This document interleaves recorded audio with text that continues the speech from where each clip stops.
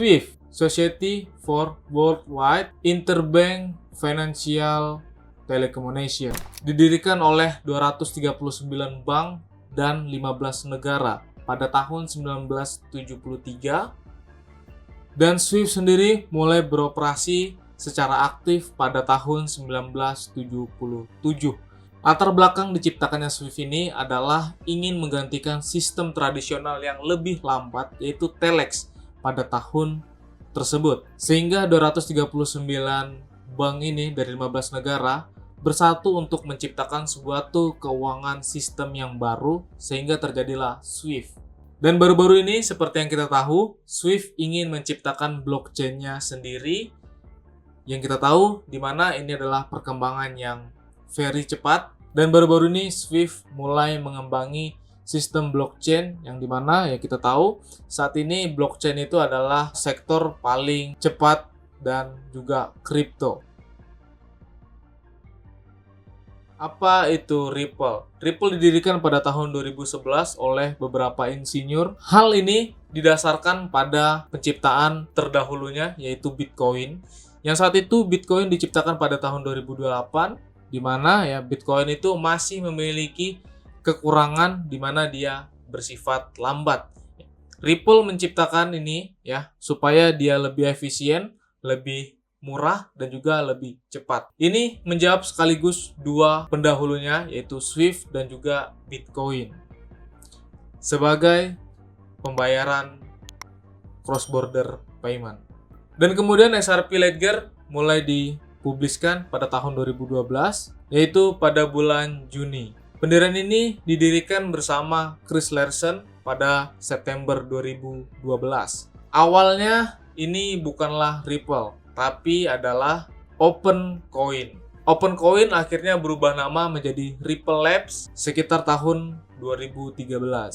XRP adalah token yang dibuat di jaringan XRP Ledger.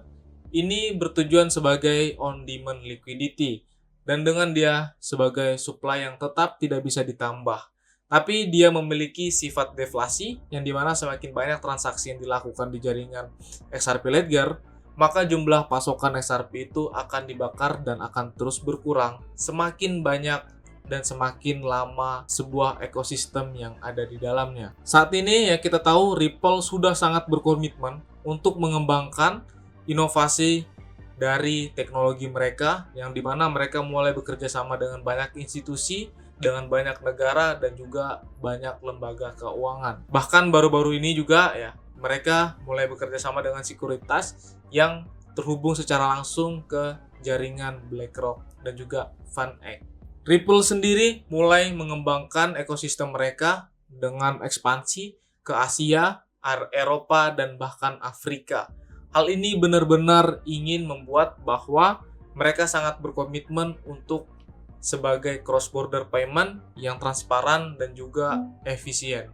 Dan tujuan XRP ini tidak lain dan tidak bukan adalah untuk kemudahan kita dalam mentransfer uang ke antar negara. Dimana kita tahu ya SWIFT sebagai sistem tradisional ini sudah tidak relevan lagi dengan sistem yang baru sekarang. Karena SWIFT itu sangat lambat dengan biaya yang sangat mahal dan juga tidak efisien secara waktu. Ripple menjawab semua ini dengan satu jawaban, yaitu XRP Ledger, jaringan layer 1 yang dibuat untuk sebagai cross-border payment. Disinilah SWIFT mulai merasa bahwa mereka punya pesaing yang baru, sehingga pada tahun 2025 ini mereka memutuskan untuk mencoba membangun blockchain mereka sendiri untuk menyaingi Ripple Labs. Tapi disinilah menariknya, dua perusahaan besar ini kemudian mulai beradu inovasi di jaringan blockchain. Kita tahu Ripple telah lebih dahulu masuk ke dunia blockchain dengan insinyur-insinyur senior yang luar biasa. Di sini SWIFT tidak diuntungkan karena mereka orang yang baru masuk ke dunia blockchain. Tapi SWIFT diunggulkan secara ekosistem karena dia sudah teregulasi dengan banyak negara dan juga lebih banyak adopsi institusi keuangan. Tapi menariknya adalah dengan sekarang yang seperti ini ya, Ini hanya tergantung kepada institusi yang mau jawaban yang pasti. Apakah Ripple dengan inovasinya yang sudah mereka bangun dari 2011 bisa benar-benar lebih perform dibandingkan Swift, atau Swift yang ingin mencoba melawan membuat sistem blockchain yang baru. Di sini ada dua plus minusnya. Swift yang baru ingin memulai, tapi dia punya kelebihan, dia sudah punya ekosistem yang lebih besar. Dan di sini Ripple yang sudah duluan masuk ke dunia blockchain, tapi dia baru mau ekspansi. Dua-duanya punya kelemahan dan punya kelebihan. Tapi membangun suatu blockchain itu tidaklah semudah membalik telapak tangan. Perlu adanya tes yang berkali-kali, dengan percobaan berkali-kali, harus dengan efisien, dengan biaya yang murah transaksinya dan juga cepat. Di sini sudah semua dituntaskan oleh XRP Ledger. Hanya tinggal menunggu waktu untuk ekspansi saja. Inilah yang akhirnya Swift sadari. Mereka tidak bisa terus bertahan hanya dengan sistem tradisional mereka, sehingga mereka ingin mencoba masuk ke dunia yang baru, yaitu dunia blockchain. Tapi mereka punya tantangan yang berat, disitulah adanya Ripple atau XRP Ledger. XRP Ledger yang sudah bertahun-tahun menyiapkan semua ini, pasti tidak akan membiarkan Swift dengan mudahnya bisa mengambil pasar mereka di blockchain. Ripple sangat berkomitmen untuk membangun ekosistem XRP ke ranah yang lebih besar.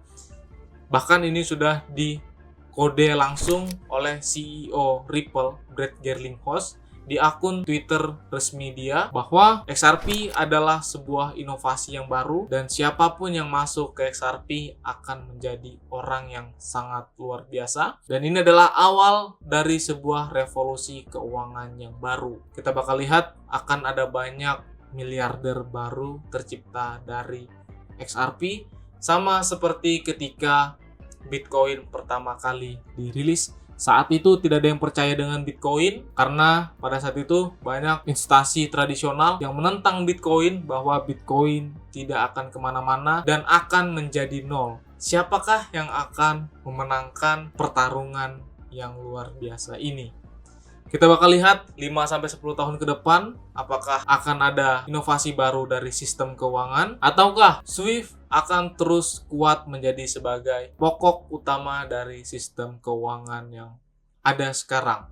Saat ini pilihan ada di tangan kalian. Apakah kalian akan tetap yakin dengan blockchain yang diciptakan oleh Ripple, atau kalian akan pivot ke blockchain yang baru yang diciptakan oleh Swift? Disinilah kita bakal lihat sejarah baru akan tercipta.